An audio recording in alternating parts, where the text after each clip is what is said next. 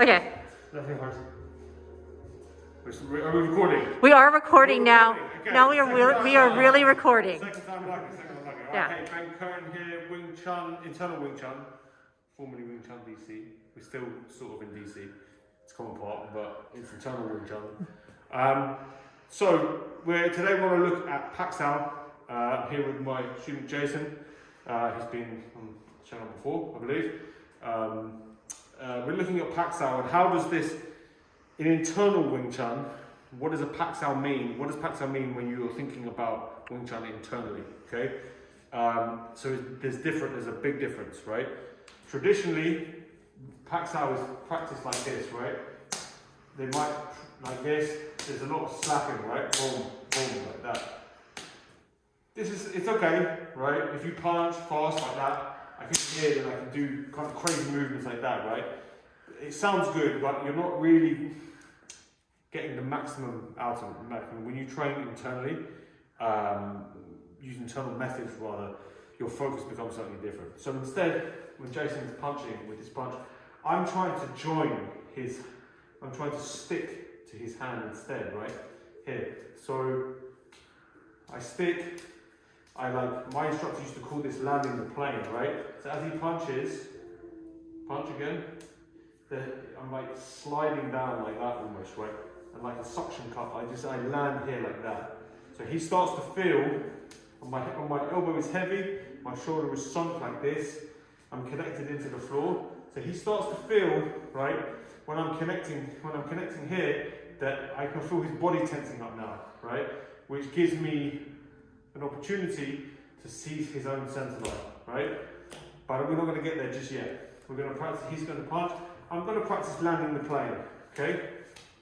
Then I can practice, after this, I can practice taking his structure as he does this, right?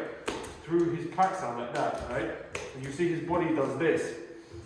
This is because I have, my arm is released, my shoulder is released, I'm connected to the floor, and when I'm connecting here with Pak Sao like that, right? I sink and I expand, and as he pushes on it, he pushes himself. If he has tension in his shoulders, if he has tension in his body, he pushes himself off. Right? That's him pushing himself off. I'm expanding, right? I'm not pushing, I'm expanding, and he will go, right? There. So this is the kind of feeling that you want to get when you're doing Pak Sao, right? Another thing is the concept of triangles. Okay, this triangle where in Tai Chi there's a thing where I can't remember what it's called, but you're squeezing. If I push you out here like this, if your hands are up here like this, and I push you out like that, there, you feel nothing, right? I'm not taking your structure away from you, right?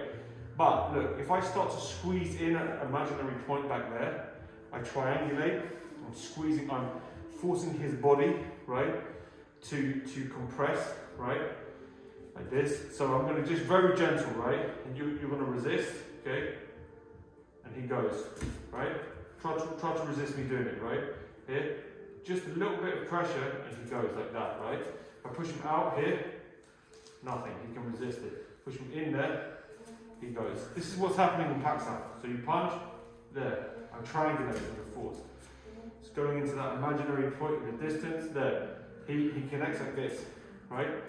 Now I've got this is punch again, look, I can Tan Sao, same thing. Pak Sao, here, same thing, right? So now I have this, I can defend my center like this, right? With this connection to the floor and triangulation and sticking skills here. So he punches, 1, 2, and I can do Tan Sao, and then I can Pak Sao punch. When I Pak Sao punch, same thing. Pak Sao, this is slapping hand Pak Sao. I triangulate again, point in the distance there.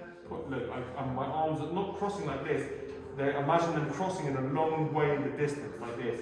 So I punch, I triangulate, and I Pak Sao. Boom, there, right? It has this effect of seizing his whole structure, like when I do this. Okay, I do the same thing when I punch. Pak Sao punch, right? Here, Pak Sao punch like that. So. Start it slow, punches, here. I'm just getting used to the feeling, okay, of just do Tan Sao, whatever, right? but the idea of the softness, of me trying to create as much softness here. If it's too soft, he just smashes me, right? No good. So I have to be relaxed, released, he punches, boom. It feels like there's like this rubberness, right? There, yeah, there we go. Take a stroke again, yeah? There. There. One pack there. And my Pak Sao is used, this time it's used offensively. Defensive Pak Sao, offensive Pak Sao. Right? Pak Sao punch there. Okay? Makes sense? So you practice your Pak Sao slowly like this. Triangulating. Triangulate, triangulate, triangulate. Same with the punch. You triangulate the punch. Pak Sao punch. Pak Sao punch. Pak Sao punch. Pak Sao punch. Pak Sao punch. Punch, punch. Pak Sao, Pak Sao. It's all going like this. Okay? But heavy elbows, sunken shoulders. This is how you develop internal Wing Chun. Any questions, please drop them in the comment section below. Thanks for checking in, and we'll see you next time.